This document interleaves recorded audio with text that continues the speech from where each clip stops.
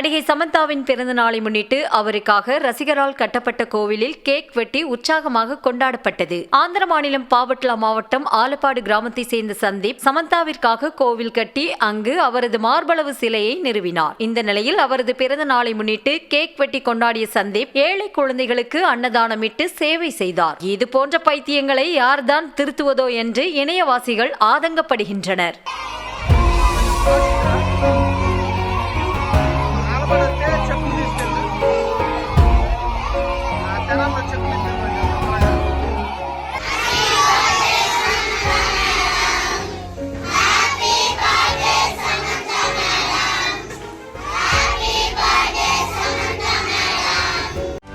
செய்திகளை உடனுக்குடனும் துல்லியமாகவும் தெரிந்து கொள்ள சப்ஸ்கிரைப் பண்ணுங்க.